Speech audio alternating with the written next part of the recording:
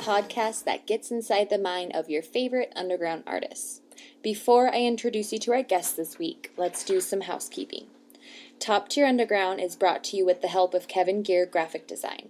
Kevin Gear Graphic Design is a Boise-based company that helps us look fly with our marketing materials. We literally couldn't do this without Kevin. He's a good one to check out if you are in need of logos or really anything image related. He also has a clothing company by the name of Humble as Fuck. We hope to be collaborating on some merch with him in the future, because his shit is super dope. Eric and I work overtime on this podcast. We do this because we love getting to know our favorite music artists, but we also need your help to grow. If you would like to help Top Tier Underground, please post to your social and rate us on iTunes and Stitcher. It only takes a couple minutes and it helps us out so much. Also, if you have any tips or feedback to improve us, please email us at toptierunderground@gmail.com. Thank you so much for your support. All right, now for our guest this week, we have bass music veteran Djedi. This dude's been in the music scene for as long as I can remember and is always a set to catch. He's hyper-focused, cutting edge, and on the forefront. We'll be featuring him and his Vibe Digital crew for the month of March. They are pushing the wave genre to the surface of the music scene, and they're doing a damn good job. The conversations we've had with these guys have been enlightening and inspiring in and outside of music. Be sure to follow Vibe Digital and Djedi for all upcoming releases. You'll find those links in the description below. Thanks for checking out this episode. Here's your host, Eric. All right, I'm here with Djedi. And Brett, I've been following your music for a really long time. I just kind of told you that, but it's really good to finally meet you and talk to you because you've been like a really cool staple in the scene. Like I said, I've seen you everywhere, and I know a lot of people that know you, and people have a lot of respect for you. So nice to meet you finally, officially. So yeah, definitely. So you're part of this Vibe Digital thing, and I'm really stoked to get you guys all on a release. And I just wanted to ask you kind of like, I know I talked to Fumes, and I know kind of what he was saying about like how you guys got started, but what made you want to get into Vibe Digital? And then we can talk a little bit about your music. Yeah, for sure. Vibe Digital kind of came about after, like I moved to San Francisco in 2009, got really heavy and deep into the whole West Coast bass thing, made a lot of amazing friends and really, really loved it. But over time, I kind of, the music felt like it was often getting more and more abrasive, super heavy, and and less like melodic, I guess. Mm-hmm. And so I found myself just on SoundCloud searching for different type of music, and over time just started finding all these different really talented producers from all around the world that were making this kind of similar music. And I got super addicted to it and really into it, but never at first it wasn't like something I thought would be music I would be playing out. But the more and more I found this community of people and more I found this sound, it just like, I don't know, kind of just overtook everything I was interested in music wise. And Vibe Digital kind of came about mainly after in 2017, I asked the Wormhole kids if I could book a show basically where I would book the lineup, because I wanted to introduce some new sounds and new energy. And that ended up being a show, me and this kid Brothel and Mingo, who's another part of Vibe Digital. And it was supposed to be this kid Careful from the UK. He started a record label called Liquid Ritual, and was originally, I found him through a group called Wave Mob. It was supposed to be his first show, but he ended up not making it into the country. But that was just kind of the first time that I connected with people who in real life and not just on the internet. Like it was like a couple of years of talking to all these different kids just on through SoundCloud and things like that. Whose music I was really passionate about. But that was the first time that we connected in person and played this music live. And me, Fumes, Donald, who you talked to, and Mingo, we all met in person for the first time. And after meeting each other and really getting along and connecting, and we decided that, there was there's all this really amazing music from all around the world of people that we believe in, but nobody that was really representing them. Yeah. And so we kind of decided to team up and make this thing happen. Well, damn, that's really cool. It is kind of strange how like wave is such a really unique and dope ass style of music, but it does seem like it was like kind of lacking on the on take. Are you nervous that it's going to have a West Coast bass kind of thing where it like gets ridden really hard and then all of a sudden gets dropped? Yeah, I don't know. I mean, it's definitely already taken a different form than where it originally came about, and it hasn't. I feel like part of why it didn't take off so fully, or hasn't taken off so fully in clubs and shows and things, is because when you listen to it, it doesn't necessarily come across as like dance music or party music. But when the music is played really loud and you have that rolling re-space filling the space and the melodies are coming through, you can be surprised at like how well a lot of the music does work. And then now too that the scene has been around for a little bit and the music's been around for a little bit more and people are starting to play out more. You are seeing an evolution of the sound becoming a little bit more club friendly. Yeah, like Skeller and yeah, exactly. Wido and yeah, all these kids, where it's like, the music's getting heavier, but it's not about making the crazy bass drop. It's more about the overall like mood and vibe that is generated, while it still can be heavy hitting at times. I think that as with anything, when things get more popular, there's going to be a lot of people that are going to take it into different directions, but I think there's still always going to be certain core people that are holding it down, and those are going to be the people that we're going to try to put forward. And that's actually one of the things that I was thinking about, the role of the label these days, and versus that everybody can self-release and people can put things out on their own. I feel like our role now as the label is that since there's so much music that can be put online, that we can filter through all the different stuff and be like, look, these are the things that we feel like should be given more attention. Totally. Yeah. That's kind of what I was talking about with Fumes as well. Just like how there's so much music being released and there's so much shit that's being released, and there's a lot of great shit that's being released too, but there's a lot of shit that's being released. And it's like, it's giving this like really cool opportunity for people to compete in a good way, not in a bad way, for competing sounds to rise and like kind of build these different demographics. And because it can get to like, there are people in like the Congo that have a cell phone. They don't have clean water or food, but they have a cell phone where they can listen to music. You know what I mean? And it's giving this like really cool rise to like getting music out there. And I was kind of talking to Donald about that, like how it tends to it's like you could have like a really specialized type of music that's like so one demographic and there's really narrow audience, but for some reason it's going to get heard by thousands, hundreds of thousands of people because there's so many fucking people in the world with different tastes, Mm-hmm. And so I think it's really cool that you guys have kind of like taken on this like whole like kind of appearance. Vibe Digital's kind of got a swag to it, and it's different.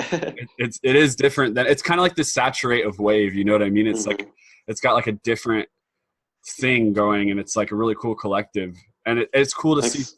Yeah, it's cool to see you guys kind of like promote each other. And like, do you think that it's starting to pick up on the West Coast more? Because I definitely do. But yeah, I feel like it's starting to pick up in general. I mean, one thing that kind of helped us get going is that it wasn't like we started trying to build this thing from scratch. There was already kind of an existing community of people that were listening to this music and that were wanting more, but there wasn't any kind of real organization to it, at least in the States. And you had like Wave Mob pop up on the internet, and then you had Liquid Ritual in the UK and stuff, but not so much here. And it worked out for us to get things going because of the tour with Dead Crow last year, where we were able to do a lot of shows on the West Coast, thanks to his managers are actually the owners of Saturate Records. So I teamed up with them to try to pair, connect people who I already knew on the West Coast and bring him out there. And then following that up with Skeller Tour kind of, I feel like helped us in 1 year to be able to get the sound out there a lot more. Yeah. It's still, it's still not where, like lineups and festivals and things like that aren't getting like, that's so loaded up shocking with to us, me but though, because man, like it has this like emotion that needs to be heard at festivals, yeah, definitely. It's one of those things I feel like would actually work especially well at festivals because of just the vibe, especially if you're, it works at different times, but between sunrise, sunset, late at night, it's just definitely, I feel like it's one of those things that I feel a lot of people are maybe listening, at home on laptop speakers or their like little earbuds or whatever. And it's just it's a totally different experience when the sound is played really loud. I got really lucky festival wise last year to be able to play at Connection in Boise. Yeah. Or outside of Boise, where I was supposed to be on a 9:00 p.m. slot, thanks to Sam Kisse, like helping me get into the festival, but then ended up playing at midnight. And the response I received from people when I just played a full-on wave set, it was one of some of the most love I've ever received. Like was that festival. I'm playing, the full the thing with wave is that like I almost hesitate sometimes still using the word. I kind of more so I'm like leaning towards calling it, just being like melodic emotional bass music, because there's such a spectrum in the sound now. You can have the things that are at 100 BPM, and then you can have the stuff that's at 150, Right. or 160, but there's still this there's this tie of the emotive quality that links all of it. Yeah. That's cool. I love hearing just from talking to you guys and talking to the other guys on Vibe, I've heard Boise mentioned like 5 times, and it's just like really cool because that's where I'm from, and like I know, like I've known Sam, him and I used to throw shows together, so it's really cool that that you guys it seems like Boise's really repping it hard. You know what I mean? Yeah, that's just what it sounds like. It's not something you would necessarily expect, but there's a lot of, from what I've seen so far, there's a lot of good people there. There's a lot of love there. I don't know if you know the homie Dustin Howell. Yeah. But he was someone.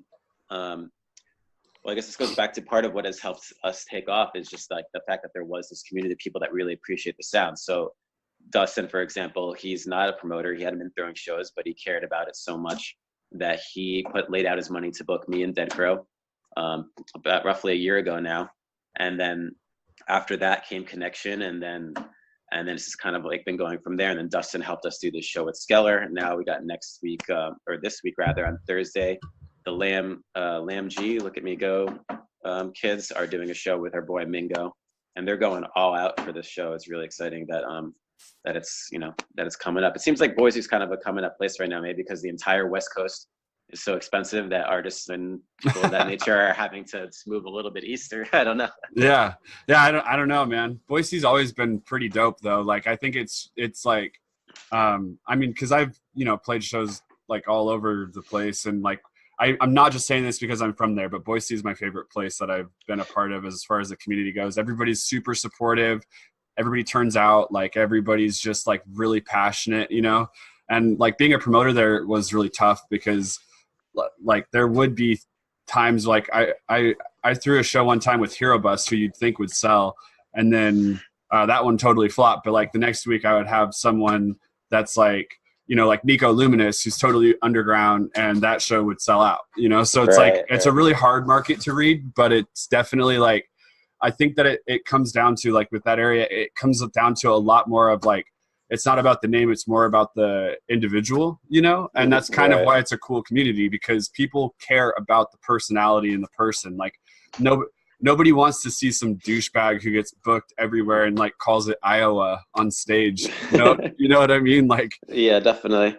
That's actually one thing that I've been really grateful for too, is I've, it was for 8 years I was on the West Coast and really got deep in that scene. I found a lot of people I really loved, and then shifting over into this new sound and is kind of like seeing my friend group change a little bit, because it's like, it's always been kind of, I'm hanging out with where the music is and then going out on a limb with my own. But what I've just found is everyone that I've been connecting with, at least through Vibe Digital and through this, this new emotive bass music sound, has all been really great people, like Donald Fumes, Jordan Mingo, Yeah. My boy Marcus Brothel, Noah B. Everyone that I've been meeting it's all people that I don't just love their music. I love them as humans, and that makes it that much easier and better to do, like, start this project that we're doing, because I can really fully put myself behind these people because I believe in them as Yeah. people as well. It's not just I'm not really good at the whole like separating the artist from the art thing. Like, if I'm gonna be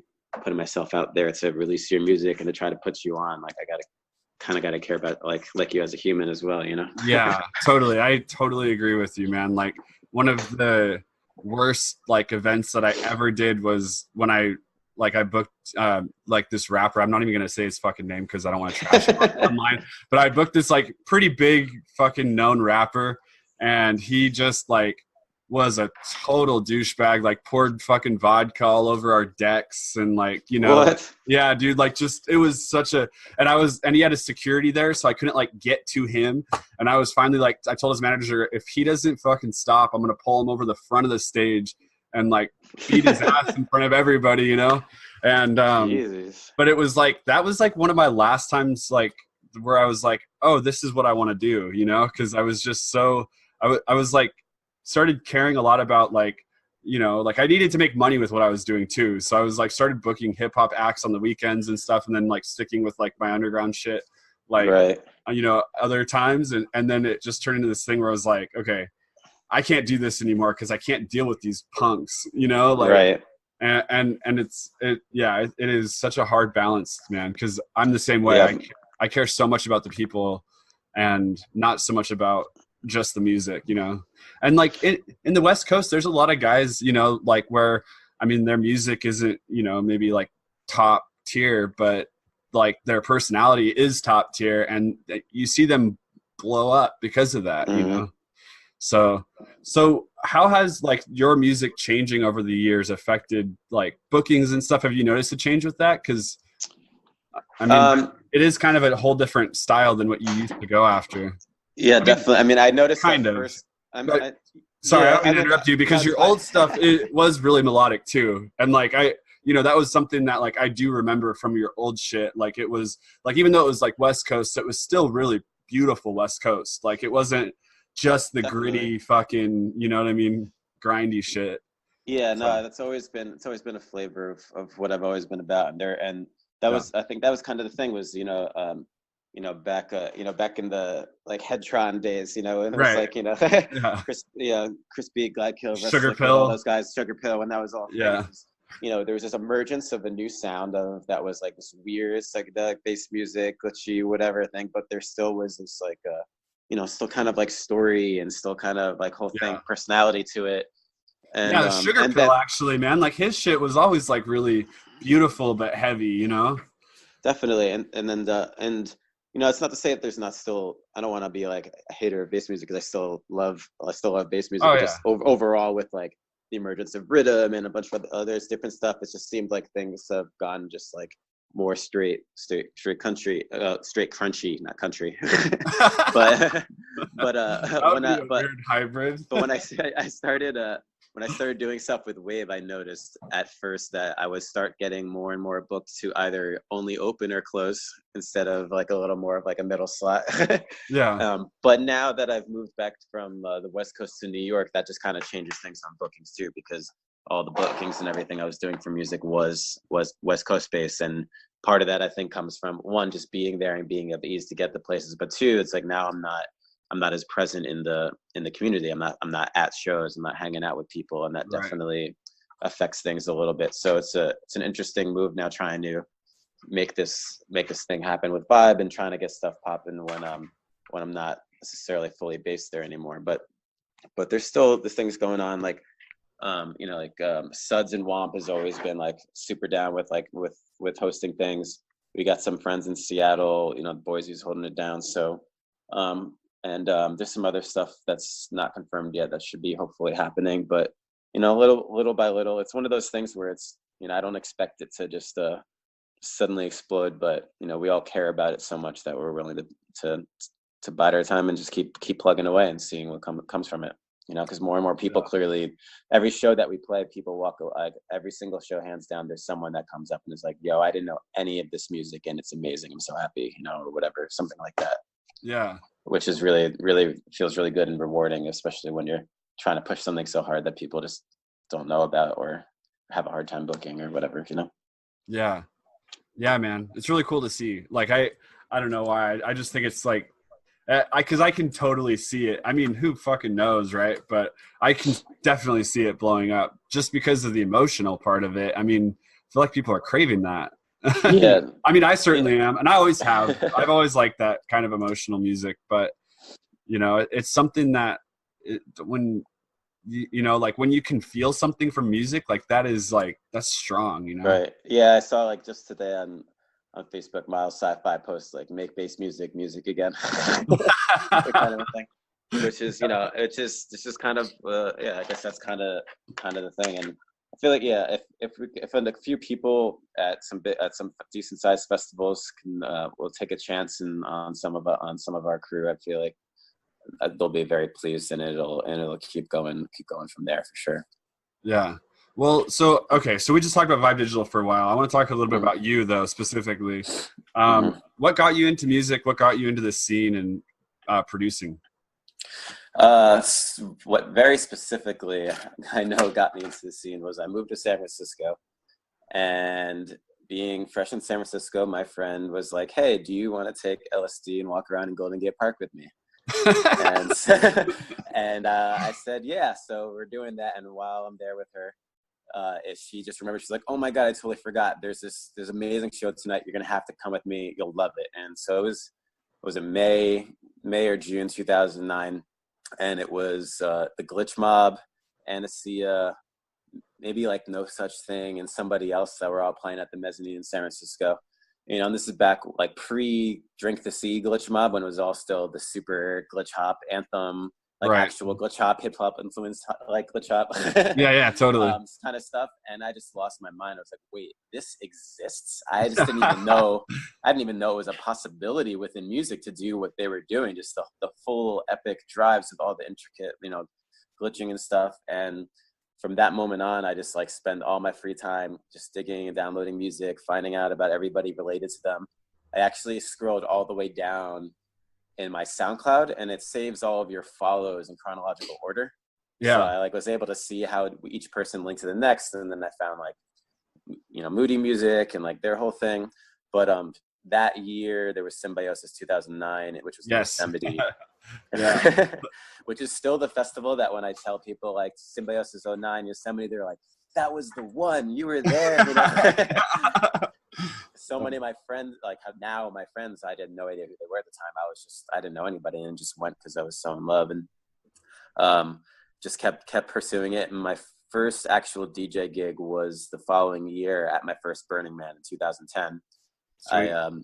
I had been, you know, for all year, I just been like obsessive about music. And then when I was joining my first camp, it was like we're having these pre-meetings for Burning Man to organize and all that. And I remember whoever's leading the meeting, being like, all right, we're gonna have a huge camp. Who wants to be in charge of bringing sound and throwing a party, maybe playing music?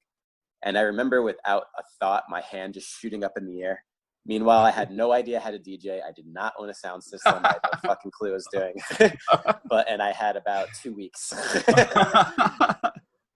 That's awesome. So I got Ableton because I knew that I not only wanted to play music out, but I wanted to produce. And I figured out how to make a DJ mix from YouTube tutorials, mapped it to a controller, and played my first DJ set at Burning Man.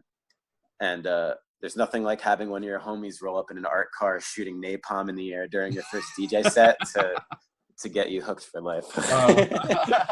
That's awesome. And right after that actually was so I went back to San Francisco, and this just kind of sealed it even further. I was with so I played that party. I don't know if you know Sasha Dub Virus. Yeah. So him and I used to play stuff together all the time, but we're back in San Francisco, and I met with some friends when the San Francisco Giants win the World Series for the first time in hell years. When this happens, thousands and thousands of people are like in the streets, like going crazy, like everywhere. And I kind of just like offhandedly, jokingly said to a friend, like, oh, wouldn't it be sick if I had like all of our speakers here and we just played a party on the streets for this, like, these thousands of people. Yeah. And as soon as I said that, this group of people started chanting that they wanted a DJ and they wanted music. And like over and over again, my friends are like, this is a sign, we have to do this. So I was like, all right, you guys find someone who will let us plug in an extension cord. I'm going to go home, wake up Dub Virus out of bed, get our speakers and bring them back here. So nobody would let us plug in. One of my friends ends up bribing this little like dry cleaning lady like $60 or $80 to let us plug in because nobody wanted to get in trouble. We kept some construction signs, make a makeshift table. I had woken up Sasha out of bed. We load up the equipment. We come back and I start playing We Are the Champions as loud as the speakers will go. Oh my gosh. And it's all on YouTube. I'll send you the video later because it's crazy because you could see all these people start singing We Are the Champions and amassing on the speakers. And then I transitioned into a dubstep remix of It's Bigger Than a Hip Hop, Dead Prez. Yeah. And it just turns into a dance party. Everybody starts jumping and we played music for the next 2 hours. And no way, that's awesome. Sasha and I had this like moment where we look at each other, we see these thousands of people around each other, like, all right, if we can create this shit out of nothing just by getting after it, then I think we can do this DJ thing. Yeah, dude, that's so cool. And that was the real moment when we were like, all right, let's make this happen. And we both kept going ever since. That's so awesome. And, but it's but yeah, I was gonna say you know, I kept DJing for years, and it's only really been the past year and a half to 2 years that I started producing more, and still I'm not doing it as regularly. I'm releasing, but the label has definitely taken a big focus. So I still have a bunch of stuff in the works and should be coming out soon. But yeah, man. Well, I mean, like one thing I'll totally admit is that like even though you might not release a lot, when you do, it's always good. It's like Michael, you know, like whenever Michael releases like one track every 5 years, but when he does, it's awesome. Thanks, man. I appreciate that. Yeah. I'll definitely be getting into it more. I have a lot of stuff, but it's definitely a lot of that too, that like overly critical artist thing where I'm like, this is garbage, I'm not even gonna release this, and then just keep going. But I'm the total opposite. Like I have released so much garbage that I'm like, why the fuck did I even put that out? But you know, and like now I'm kind of the opposite of how I was, and I just like I work on music. Like I've been working on music religiously, like every single day for months, and like just trash canning shit, you know, and just not releasing and just trying to practice and get back into a groove of like what I'm trying to do with it, you know? Yeah, that really seems that's what it's about. I remember when I finished my first like track ever that I thought was actually kind of good, I was hanging out with Jasper Nasty. Yeah. And I showed it to him and he was like, wow, this is actually really good, but here's what I want you to do. I want you to make 80 more tracks. and know that over 60 of them are gonna suck. Yes. He's like, because quantity creates quality. It's not, you're not gonna, you know, there's that, you want, like, you go into it being like, all right, I want to make this like this super amazing epic track that's gonna be big, but it's not gonna happen just by doing it from the one. It's the doing the day in, day out. It's the plugging away at it and just chipping away and getting all that experience under your belt. That's gonna, enough happy accidents are going to happen where that gem's going to get formed, you know? Totally. That's Angel, like Angel, him and I have been like doing shit together and, or just like working on music like he's been helping me. And that's kind of like, he's just like, do a fucking 16 bar loop, get it mastered, and then do another 16 bar loop, get it mastered. Like, don't even think about releasing a track. Just like write a new one every single day and just keep practicing. And then like at the end of the week, go back and find the shit that you like in it. And then like learn from that. And like, then just do it again, you know? And I've never been like that. I've always like, I mean, I've released probably like fucking 50 tracks, you know? And there's a few that I'm like proud of, but out of the 50 that I've probably put out there, there's like maybe 5. So like 10%, which isn't a very good turnaround. And so now I'm just learning like, okay, stop releasing it. Nobody gives a fuck about your shitty music. You know what I mean? And it's like, it's been a cool learning experience. So, but yeah, definitely. It can compile that together and then over time. And then when you have that set of things, even if you don't want to release an EP, you know, you can like release a track a month or every 2 weeks for a while and just be releasing that fire, you know? Like, I feel like it's a different age now with the whole internet thing and whether or not you should be releasing just like tracks as often as you can, or do you release an EP anymore, or like, you know, what's the thing about that? I think like I feel like there's some kind of balance between you do want to maintain a certain amount of presence, but you also want to just be releasing like the quality, you know. Yeah, that's going to be properly talked about and reposted and stuff. Like I always look back at like how Troy Boy came to be. He only released his first album like within the last year. Yeah. but when he first came out, he was just releasing track, and it was all fire, and I think it was all like really, really fresh versus just like waiting a year and dropping like 11 things all at once. Like I don't know, it's hard to tell what's the right method. I actually agree with you on that, because it's like, it seems like right now people have like fucking amnesia, you know, people just forget shit so quick. And it's like, if you can just like, you know, maybe like release every now and then just one track, it'll just keep you in the back of people's minds. And then, you know, like, cause yeah, man, that's so true. People, it's like with the news cycle, you know, people get upset over something and then they're like, okay, I'm not upset over that anymore. I totally forgot about it. And they move on to the next thing, you know? Right. And yeah, it's a really hard, it's like a science trying to understand how to be relevant in today's massive amount of information that's out there, you know?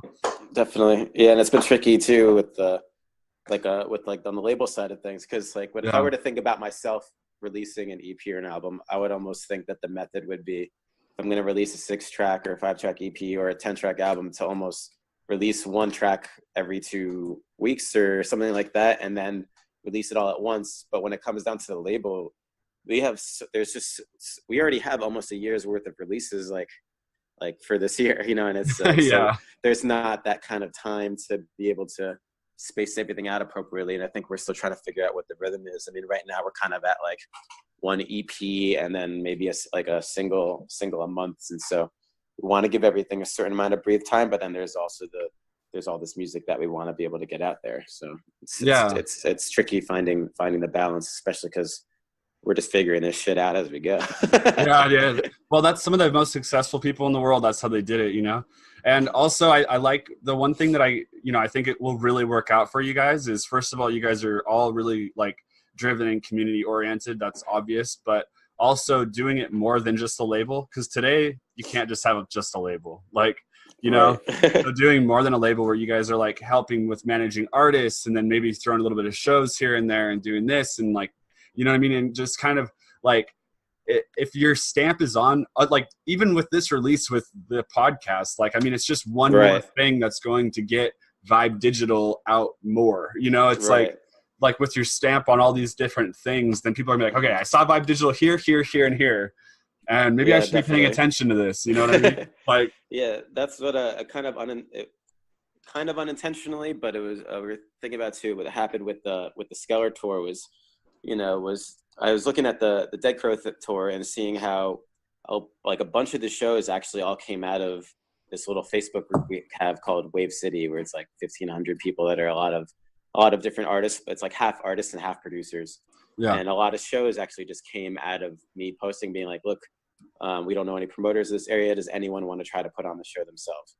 And then did that again with Skeller Tour and met a lot of really good people that were just like, that were down with what we're trying to build. So we were able to, like Dustin in Boise, he printed out these giant banners that have like our logo on the brick wall. It's like Vibe Digital, and we were able to do a Vibe Digital show there. This kid Neil Merchant in Colorado, like threw our name on it there. And so, yeah, there's a thing. I'm very grateful for all these good people we've been able to meet across the country who have been down to kind of help us share the brand, so that it's something that can become bigger than ourselves. Like there's no way any one of us can make this happen on our own. It's definitely been a community driven effort. And yeah, like you're saying, we have the label, but then we're also when I can trying to do the agency thing too. Right now our artists are Brothel and Noah B. We might finally see a tour from Sorcery this year. Still working on it. Yeah. Skeller. And now I'm talking. I don't know if you're familiar with this kid Barnacle Boy, but oh yeah, totally, yeah. Yeah, but he's someone who's like he's like my favorite producer right now, and I'm gonna be starting to work with him too. Didn't he just release an EP or something?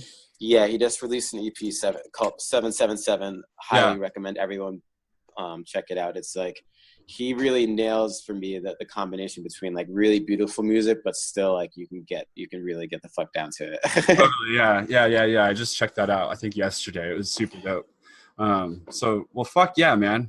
I'm really stoked. I'm really stoked to like see this and see how it develops. You know, I think that you guys are killing it. You know. Yeah, man, we really appreciate the support. It is cool that you reached out and wanting to showcase people. And then, you know, we have you spoken to John and Connor yet? Or yeah, I talked to Connor yesterday, and I haven't talked to John yet. But awesome. Yeah, all good people. Connor used to be out here with us in New York, just moved to Colorado, and yeah, he was really cool.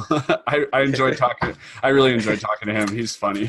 So it was kind of funny because somehow we got like lost in the weeds of politics and like we got so far away from music throughout the entire podcast. It was really funny. And then he was like, "Okay, I'm sorry. We keep on getting off." And I was like, "Dude, if this is who you are, like that's what I want the podcast to show." You know what I mean? Like, because I really want like the idea of the podcast. Like when I started the podcast, it was really because I wanted to. Like, I love finding dope ass artists, and then like I'm like, fuck, I wonder what they're like. You know what I mean? Like, I wonder what their personality is like.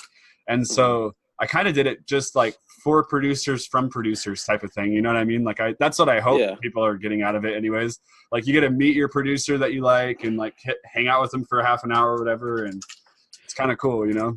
Yeah, definitely. I mean, that's what I love about all the long form, you know, conversations and things that I'm getting into with podcasts these days, because it's, you know, when instead of just these little sound bites, you actually get to hear a little bit more about the person, and it's not just a bunch of talking points or kind of a thing. Or right. And like, well, and the cool thing with like the Vibe Digital series, like, I mean, because I've interviewed quite a few people that, you know, aren't a label or aren't related to you guys, obviously, or anything like that. But it's really fun to like see your guys' passion and like see the drive that you guys have with it. And you guys are also enthusiastic. Like some of the best conversations I've had have been with you guys. So that's great. Yeah, it's gonna be really cool to like I'm like stoked to release all these ones because it's just all the conversations have been awesome, and you know it's it's great. I mean Donald especially, I'm really glad to have met, because he is such a great person all around.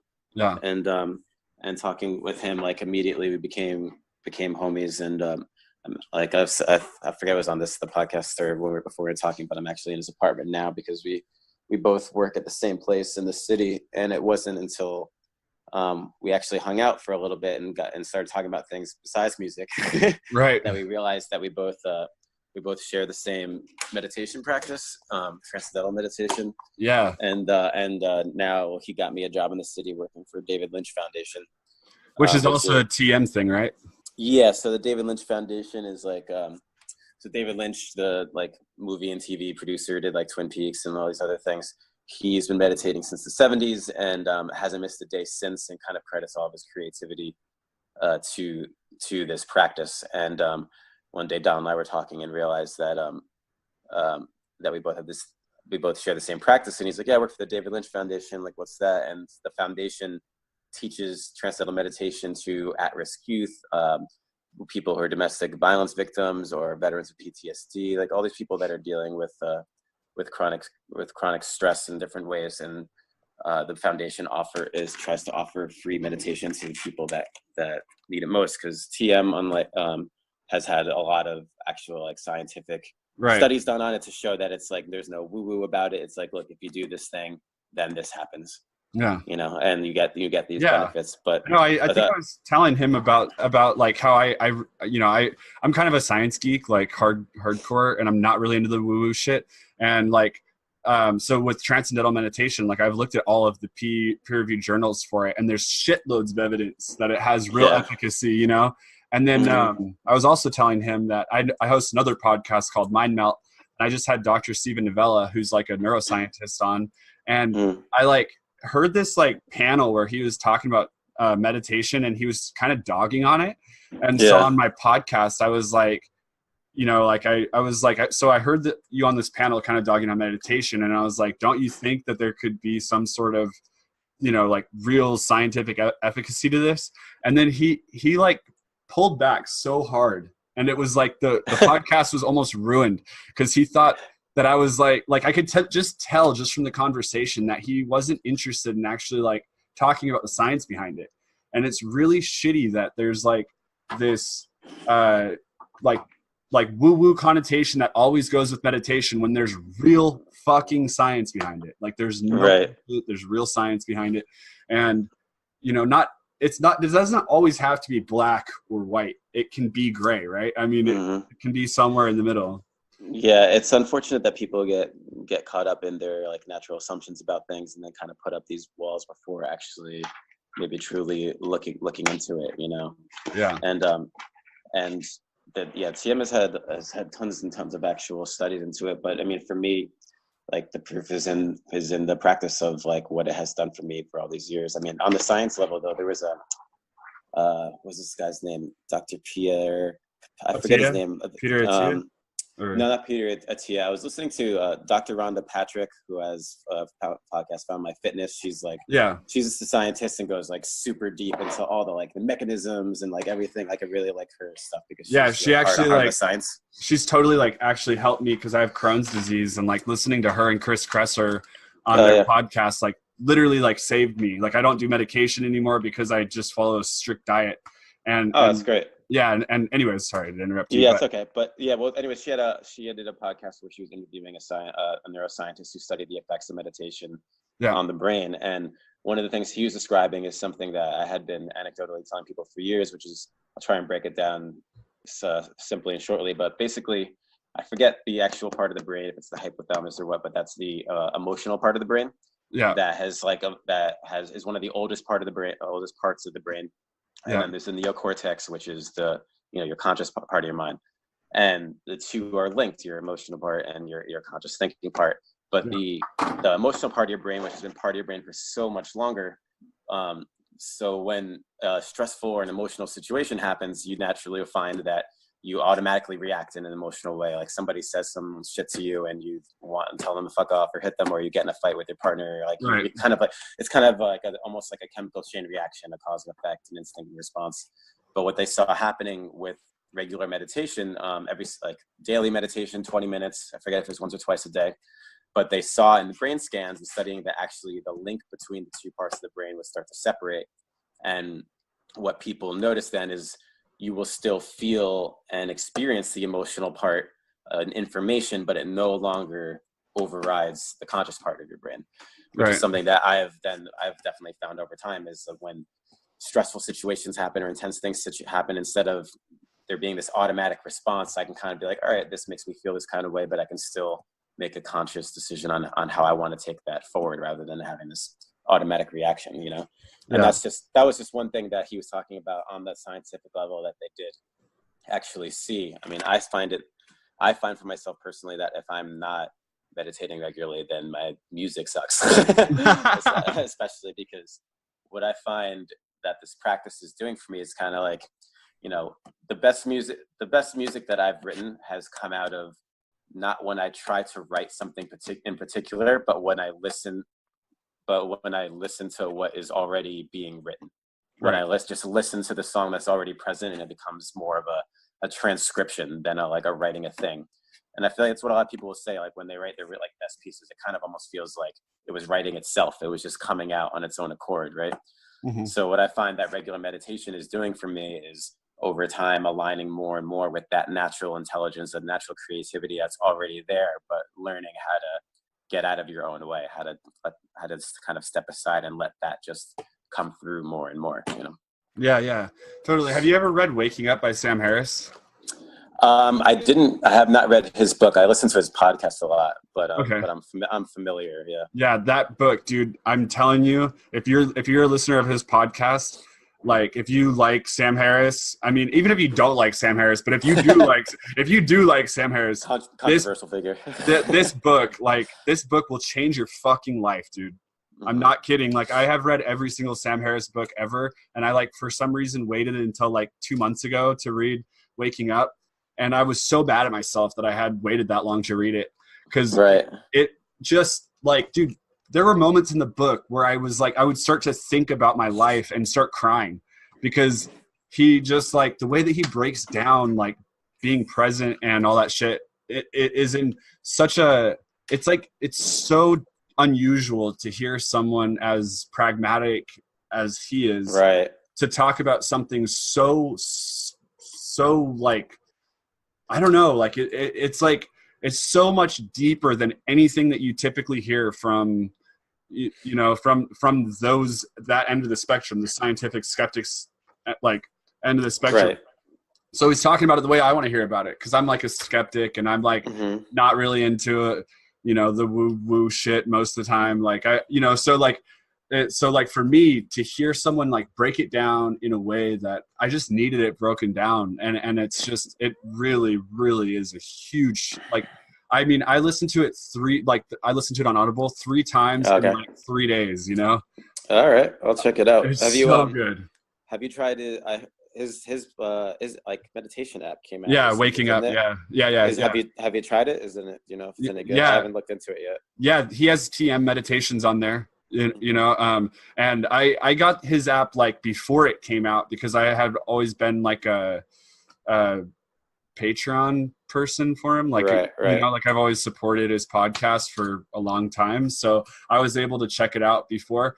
But dude, like, honestly, this is like really shitty with me just like totally talking about how TM is awesome and all this shit. I don't do it enough, you know, like I don't. And it's like, it's really stupid, because I know all the benefits of it, and like I really love it, but I just, for some reason, like, can't get myself to do it, and I'm making excuses right now. Even it's really dumb. Yeah, no, I mean, it's a very strange thing that one of the hardest things for us to do is nothing, because that's basically what we're asking ourselves to do. Like you know, and I'm not perfect about it, but I've definitely feel like I found my stride recently, and I was trying to get my mom on it, and the thing that I feel like kind of maybe hit her is when she has her own particular health issues, and also just dealing with stress and anxiety and all these different things, like really intensely all the time.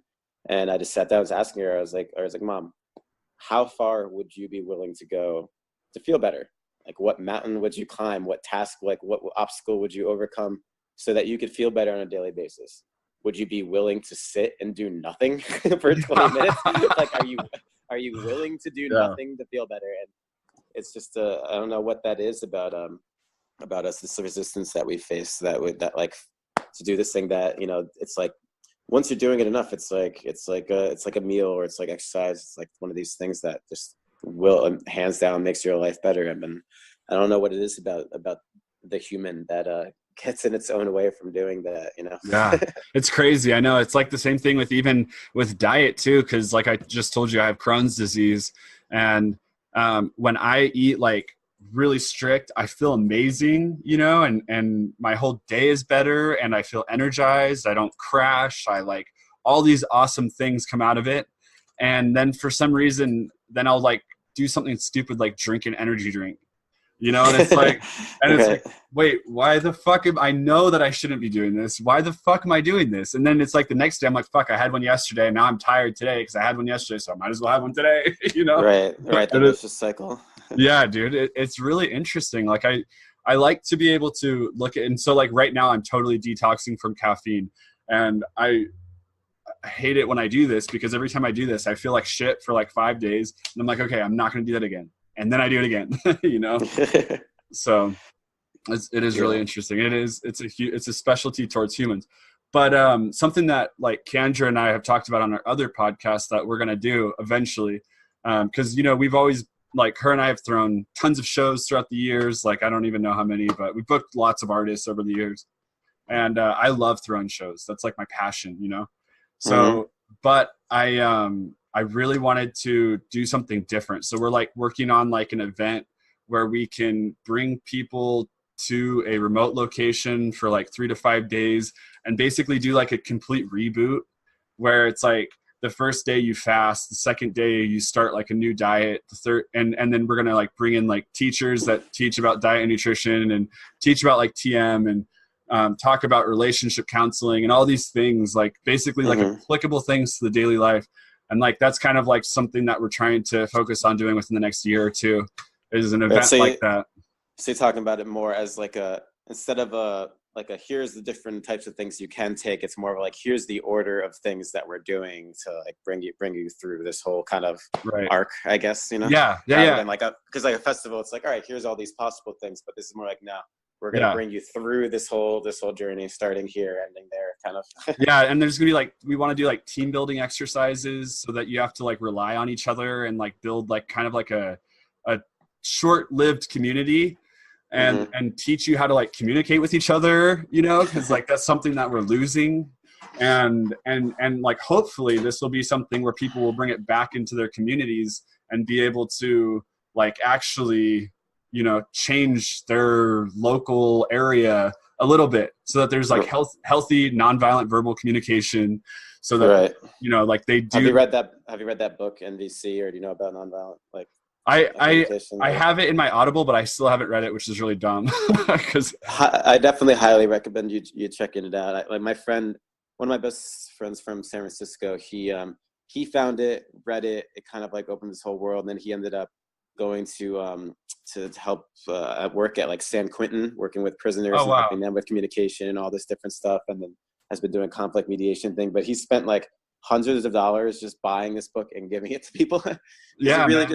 It just really nails the core of like, all right, oftentimes when people are trying to talk and it comes up and becomes conflictual, there's just certain ways in which people phrase things that then it's triggering the other person because it comes off as an attack on them. And then the whole meaning behind what they're trying to say is lost because the person starts seeing it personally, and it's just that. And there's just like there's a whole just method to how do I present the way that I'm feeling that makes it about this thing so that you can hear me, rather than it coming across as the other being the issue, where then they're going to be attacked and just not hear anything you have to say.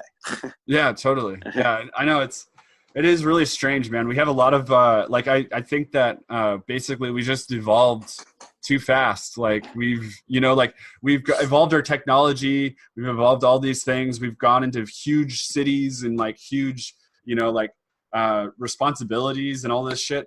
But our brains are still like stuck in the fucking like 2000 BC area, you know? Oh yeah. I mean, well, we went 0 to 100. I mean, the graph of technology, when you go from like, all right, we were farmers to, okay, industrial revolution. So now computer. And now it's like, you know, when we evolved to just be surrounded, like be in a village with X amount of people.